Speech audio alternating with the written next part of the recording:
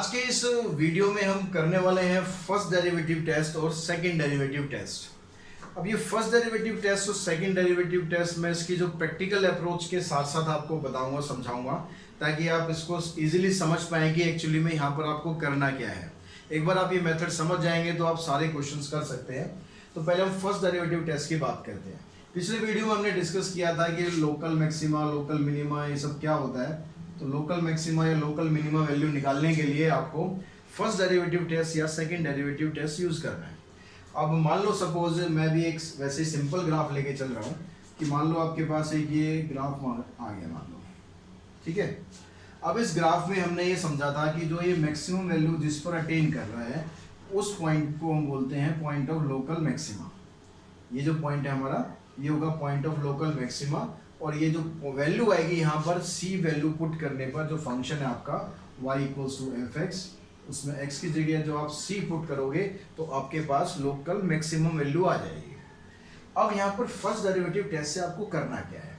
तो first derivative test में सबसे पहले देखो, सबसे पहला काम क्या होगा, हमें क्रिटिकल पॉइंट निकालना है। क्रिटिकल पॉइंट क्या होते हैं, या जिसे हम टर्निंग पॉइंट भी बोल सकते हैं, कि ये जो ग्राफ जहाँ से जो कर्व है यहाँ से टर्न हो रहा है, पहले ग्राफ ऐसे था, यहाँ से टर्न हो रहा है, इसको हम टर्निंग पॉइंट भी बोलते हैं या क्रिटिकल पॉइंट बोलते हैं, ठीक है।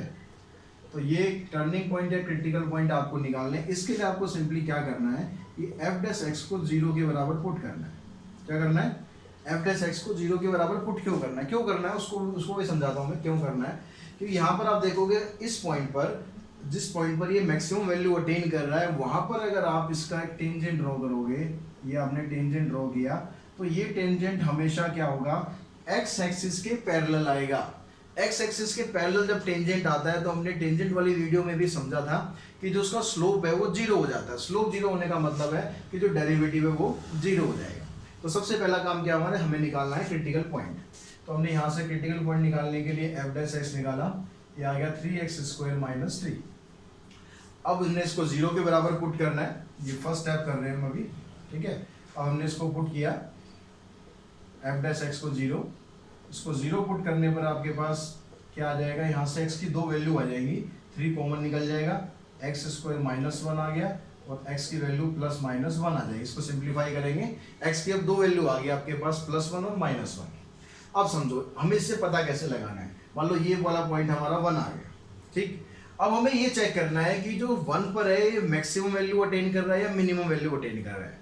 अब उसके लिए आप समझो जरा, अगर हम इस मैक्सिमम वैल्यू की बात करें, इसकी अगर हम लेफ्ट में जाए मतलब स्लाइटली लेस देन करें, तो लेस देन करने पर अगर आप मान लो ये पॉइंट हम ले लेते हैं, इसके लेफ्ट में, वैसे बिल्कुल क्लोज होता है पर अगर समझाने के लिए दूर ले रहे हैं हम, यहाँ पर अगर आप ये टेंजेंट ड्रॉ करोगे, मैं इसको दूसरे कलर से कर देता हूँ ताकि आपको इजीली दिखता रहे। तो यहाँ पर अगर हम ये टेंजेंट ड्रॉ करेंगे, टेंजेंट है ये, और इस टेंजेंट को अगर आप ऐसे आगे तक फॉरवर्ड करोगे तो क्या होगा, ये एक्स एक्सिस के साथ जो एंगल बनाएगा वो एंगल कैसा आएगा, वो एंगल हमेशा एक्यूट एंगल आएगा, 90 डिग्री से कम आएगा। क्यों आएगा, क्योंकि इसकी जो डायरेक्शन है आप देखो यहाँ पर किस तरह से जा रहा है। यानी क्या हुआ कि अगर हम यहाँ पर इससे कोई स्लाइटली लेस देन वैल्यू लेते हैं और उसमें एफ डैश एक्स को चेक करते हैं, तो एफ डैश एक्स क्या आना चाहिए, पॉजिटिव आना चाहिए, ठीक है। अब हम चलते हैं इस तरफ। अब इस तरफ चलने पर क्या हुआ, यहाँ से अगर हम यहाँ से स्लोप ड्रॉ करते हैं, अब इसको अगर आप एक्सटेंड करोगे, इधर से हमने इसको एक्सटेंड किया, तो ये वाला एंगल होगा। एंगल हमेशा कैसे होता है, positive direction of x axis के साथ होता है और एंटी क्लॉकवाइज डायरेक्शन में होता है। तो ये वाला एंगल आप देखोगे तो ये वाला एंगल 90 डिग्री से ज़्यादा आएगा, क्योंकि जो वर्टिकल लाइन आएगी 90 डिग्री की वो इधर हो गई, इससे ज़्यादा हो गया। अगर ये ज़्यादा हो गया तो मतलब सेकंड क्वाड्रेंट में चला गया, सेकंड क्वाड्रेंट में tan होता है नेगेटिव। तो यहाँ से अगर ये मिनिमम वैल्यू, ये अगर मैक्सिमम वैल्यू है, तो उसके लेफ्ट में कोई वैल्यू अगर आएगी तो उस पर आपके पास जो एफ डैश एक्स का साइन आएगा वो क्या आएगा, पॉजिटिव आना चाहिए, क्योंकि इसका स्लोप पॉजिटिव होगा। और अगर हम वैल्यू को बढ़ाते हैं तो यहाँ पर एफ डैश एक्स क्या आना चाहिए, नेगेटिव आना चाहिए। हम देखो चेक करते हैं, पहले हम 1 पर चेक करते हैं कि जो f1 है उस पर क्या होगा, एट x = 1। अब आपको क्या करना है, पुट कहाँ करना है, पुट करना है एफ डैश में। एफ डैश ही निकालेगा आपका जो स्लोप होगा, एफ एक्स में पुट मत करना। अब एफ डैश 1 देखते हैं हम, एफ डैश अब 1 से थोड़ा सा कम करना है, थोड़ा सा कम करना है मतलब आप 0.9 ले सकते हो। तो 0.9 आपने लिया यहाँ पर, ठीक है। अब ये जो एफ डैश एक्स था, इसमें मैं यहाँ पुट करूंगा तो मुझे थोड़ा कैलकुलेशन ज़्यादा करनी पड़ेगी। तो इसको मैं क्या करता हूँ, ये जो एक्स स्क्वायर माइनस वन आया था यहाँ पर, इसको मैं ऐसे लिख लेता हूँ, ये 3 हो गया, और एक्स स्क्वायर माइनस वन को मैंने ऐसे लिख लिया। उससे थोड़ा साइन डिसाइड करने में आसानी रहती है, जितना आप सिंप्लीफाई कर सकते हो उतना सिंप्लीफाई कर लेना। तो अब 0.9 को मैं यहाँ पुट करूँ, ये एफ डैश एक्स ही है, 0.9 को यहाँ पुट करूँगा तो देखो नेगेटिव आएगा, यहाँ पुट करूँगा तो पॉजिटिव हो जाएगा, यानी ओवरऑल क्या हो रहा है, ये नेगेटिव आ रहा है। यानी क्या हुआ, वैल्यू को हमने क्या किया है, वैल्यू को हमने कम किया है। वैल्यू को कम करने पर स्लोप नेगेटिव हो रहा है, होना अगर मैक्सिमम होता तो पॉजिटिव होता, यहाँ उल्टा हो रहा है। यहाँ कौन सा केस बन रहा है, यहाँ पर देखो, ये समझो दूसरा वाला ग्राफ, यहाँ पर ये केस बन रहा है। इसमें अगर हम यहाँ स्लोप निकालेंगे तो यहाँ तो ये वो तो वही हो गया, एफ डैश एक्स 0 पुट करेंगे। अब अगर आप इसके लेफ्ट में जाओगे यानी वैल्यू को कम करोगे तो इसका स्लोप कैसे आएगा, देखो ऐसे स्लोप आएगा, ऐसे स्लोप आएगा तो ये एंगल क्या बनेगा, ये एंगल 90 डिग्री से ज्यादा बनेगा, यानी स्लोप इसका नेगेटिव आएगा यहाँ पर। अगर आप इसको स्लाइटली ग्रेटर करोगे तो यहाँ पर देखो ये जो स्लोप आएगा आपका, ये स्लोप ये एंगल बनाएगा, ये वाला एंगल, इसमें स्लोप पॉजिटिव आएगा। तो यहाँ पर ये वाला केस बन रहा है हमारा। हमने क्या किया है, वैल्यू को 1 में से हमने स्लाइटली लेस किया, स्लाइटली लेस किया मतलब ये वाली वैल्यू थी मान लो, हमने स्लाइटली लेस किया, इधर आ गए। इधर आने पर क्या हो रहा है, हमारा स्लोप क्या आ रहा है, नेगेटिव आ रहा है। तो स्लोप नेगेटिव आ रहा है, नेगेटिव आ गया हमारा स्लोप, ठीक है। अब हम दूसरी वाली वैल्यू भी चेक करते हैं कि एफ डैश इसमें 1.1 कर लेते हैं, थोड़ा सा इंक्रीज कर लेते हैं। अगर इंक्रीज करेंगे तो क्या होगा, यहाँ पर इसके हिसाब से अगर हमने इंक्रीज किया तो स्लोप पॉजिटिव आना चाहिए। क्या देखते हैं, पॉजिटिव आ रहा है, देखो यहाँ पॉजिटिव, यहाँ भी पॉजिटिव, तो ये स्लोप आपका ये पॉजिटिव आ रहा है। यानी हमने वैल्यू को कम किया और कम से हम ज़्यादा जा रहे हैं तो नेगेटिव टू पॉजिटिव, मतलब अगर हम वैल्यू से को इंक्रीज कर रहे हैं तो हमारी जो एफ डैश एक्स की वैल्यू भी इंक्रीज हो रही है। इसका मतलब ये जो 1 है वो क्या है, 1 is point of local minima, इस पॉइंट पर मिनिमम वैल्यू आ रही है। और वो मिनिमम वैल्यू क्या होगी वो भी निकाल लेते हैं। लोकल मिनिमम वैल्यू क्या होगी, देखो यहाँ f1 पुट करोगे कहाँ पर, स्टार्टिंग वाले फंक्शन में, 1 का क्यूब -3 × 1 सोल्व करेंगे -2, तो -2 क्या होगी, इसकी लोकल मिनिमम वैल्यू होगी किस पॉइंट पर, 1 पर। अब जो दूसरा पॉइंट रह गया -1, ये समझ में आ गया।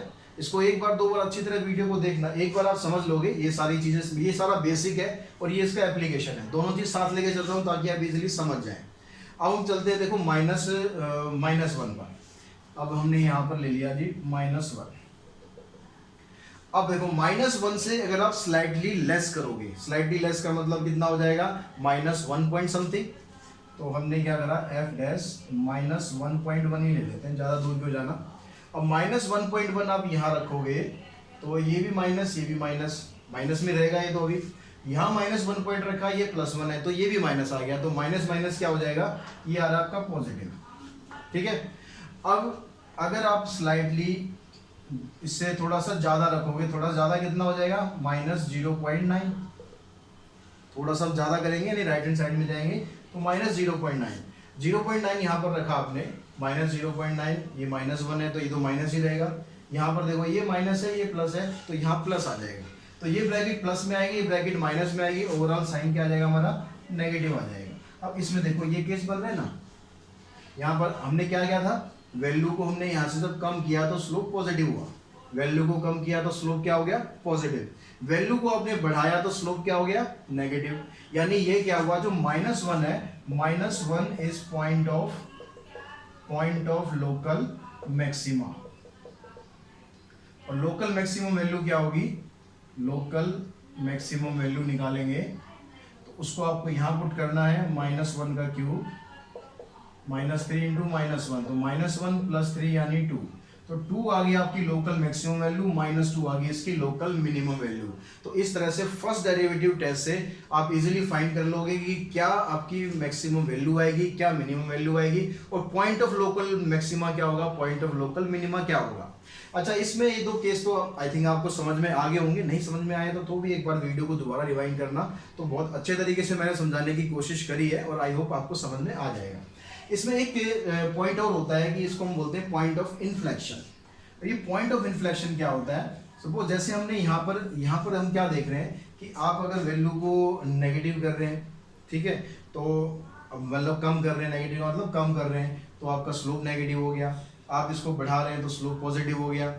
कई बार ऐसा भी होता है कि अगर आप वैल्यू को इंक्रीज करो या वैल्यू को डिक्रीज करो, कोई फर्क नहीं पड़ता, यानी साइन दोनों तरफ उसका एक जैसा आएगा, दोनों तरफ या तो पॉजिटिव आएगा या दोनों तरफ नेगेटिव आएगा।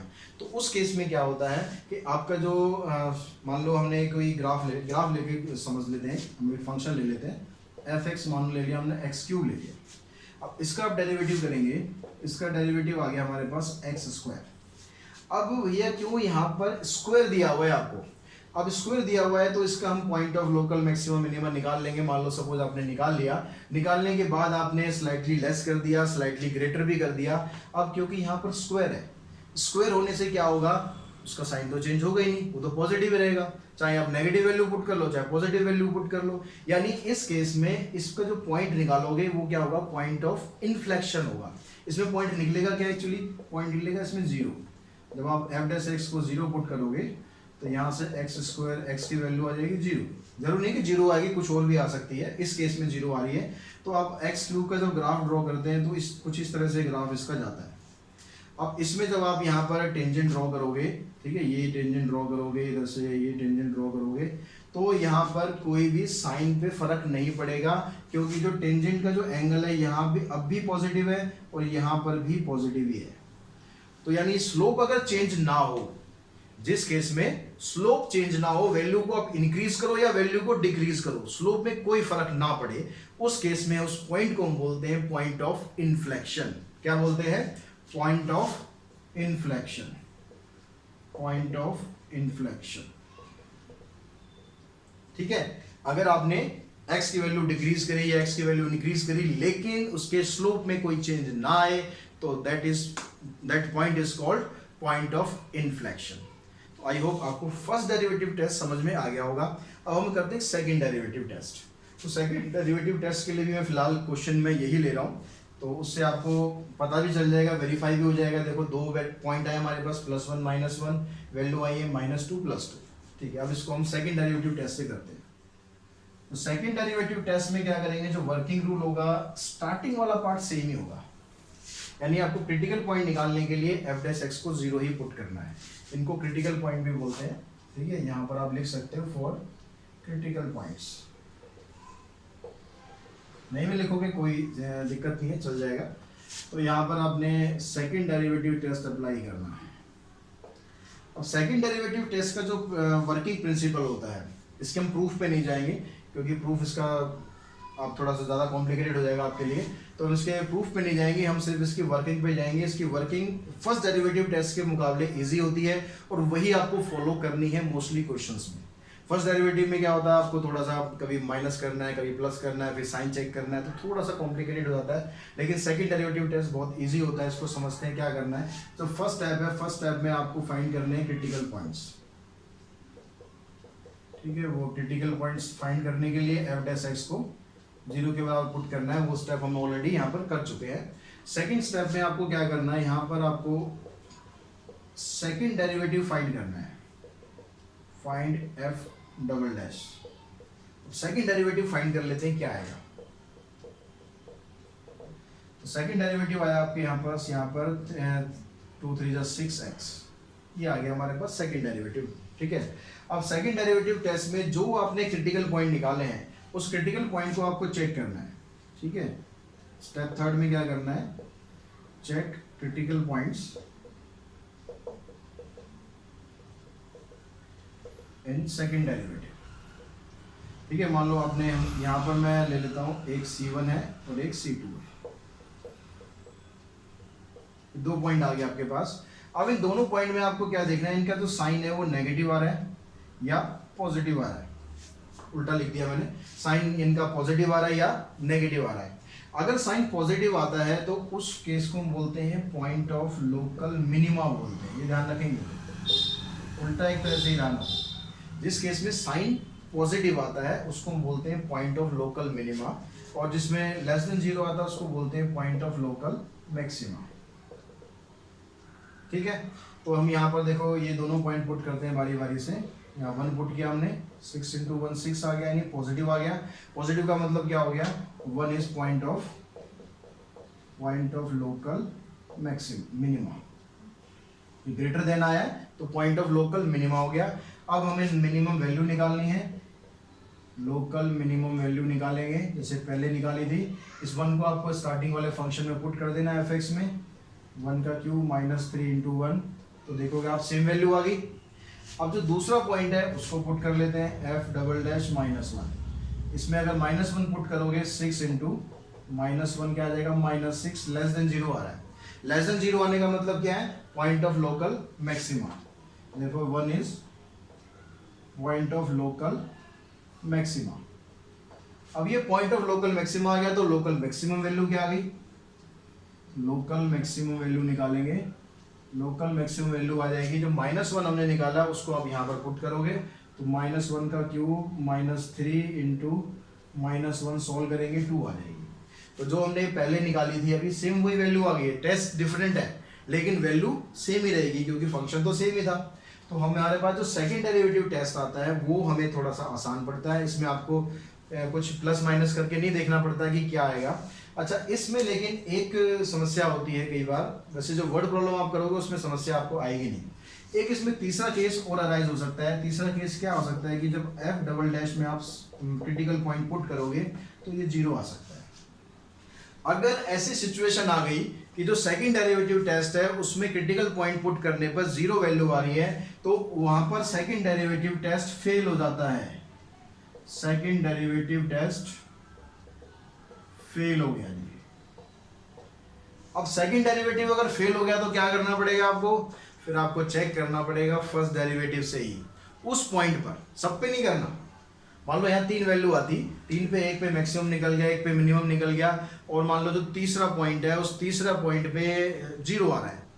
अब उस तीसरे पॉइंट को आपको चेक करना पड़ेगा फर्स्ट डेरिवेटिव टेस्ट से कि वो पॉइंट एग्जिस्ट करेगा या नहीं करेगा, उस पर local maxima local minima value exist करेगी या नहीं करेगी, या फिर वो क्या है, पॉइंट ऑफ इन्फ्लेक्शन भी हो सकता है। तो उसको चेक करने के लिए आपको जाना पड़ेगा फर्स्ट डेरिवेटिव टेस्ट पर। लेकिन आप जितने भी क्वेश्चंस करेंगे वर्ड प्रॉब्लम के उसमें 99.99% केसेस में सेकंड डेरिवेटिव टेस्ट फेल नहीं होता है, उसी से ही सॉल्व हो जाता है। और बोर्ड में अभी तक भी ऐसा कोई क्वेश्चन नहीं आया कि सेकंड डेरिवेटिव टेस्ट फेल हो गया हो तो आपको फर्स्ट डेरिवेटिव से करना पड़े। तो हमेशा आपको प्रेफर यही करना है कि सेकंड डेरिवेटिव आप पहले करें, अगर इससे नहीं निकलता तो आप फर्स्ट डेरिवेटिव पे जाएंगे। अब दूसरी चीज़ और रहेगी हमारे पास एब्सोल्यूट वैल्यू और एब्सोल्यूट मैक्सिमम और एब्सोल्यूट मिनिमम वैल्यू, उसको और समझ लेते हैं यहाँ पर हम। उसके लिए भी आप क्या करो, यहाँ पर स्टार्टिंग से एक बार कर लेते हैं। तो बच्चों अब हम सीख लेते हैं कि एब्सोल्यूट मैक्सिमम और एब्सोल्यूट मिनिमम वैल्यू ये कैसे आपको फाइंड करनी है। आपने लोकल मैक्सिमा लोकल मिनिमा सीख लिया, किस तरह से फाइंड करना है, first derivative test second derivative test सब समझ लिया हमने। अब एक वर्ड आएगा एब्सोल्यूट मैक्सिमम या एब्सोल्यूट मिनिमम वैल्यू। अब यहाँ पर ये आपको फंक्शन दिया हुआ है, इसकी आपसे एब्सोल्यूट मैक्सिमम और एब्सोल्यूट मिनिमम वैल्यू पूछी है for this close interval. Absolute values में हमेशा आपको क्लोज इंटरवल मिलेगा, मतलब ये एक्सट्रीम पॉइंट्स है, कॉर्नर वाले एक्सट्रीम पॉइंट्स हैं। तो हम पहले सबसे पहला काम तो हमेशा हमें वही करना है, क्रिटिकल पॉइंट्स निकालने हैं। क्रिटिकल पॉइंट्स निकालने के लिए पहले आपने इसका डेरिवेटिव किया, डेरिवेटिव करेंगे, यहाँ से 4 आ गया, यहाँ पर आ जाएगा 2/2x, यानी कैंसिल हो गया, तो 4 - x। अब इसको आपको पुट करना है, f' को 0 पुट करेंगे तो यहाँ से 4 - x को 0 पुट करेंगे तो x की वैल्यू आ गई आपकी 4। जो भी वैल्यू आएगी वो हमेशा इस डोमेन को बिलोंग करनी चाहिए, इस इंटरवल के बीच में ही होनी चाहिए।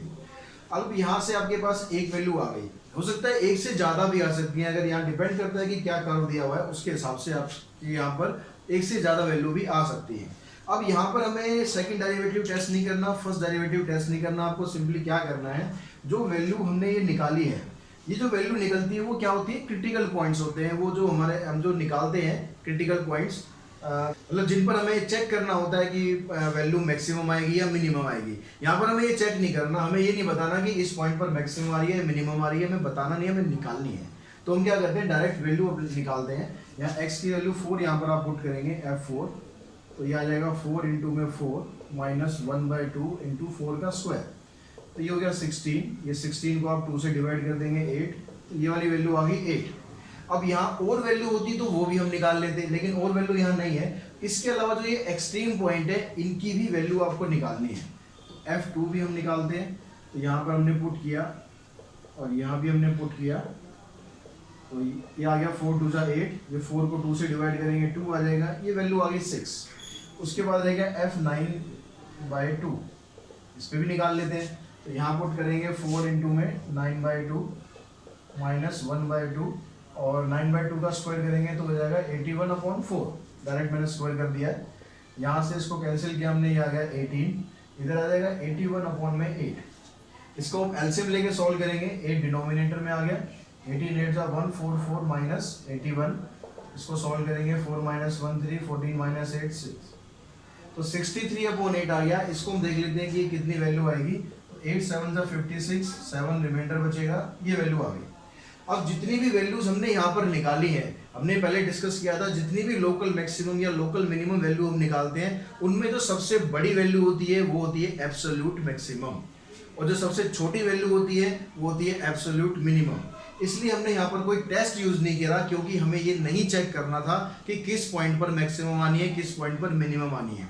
हमें डायरेक्ट वैल्यू चेक करनी है कि वैल्यू हमारी मैक्सिमम या मिनिमम क्या है।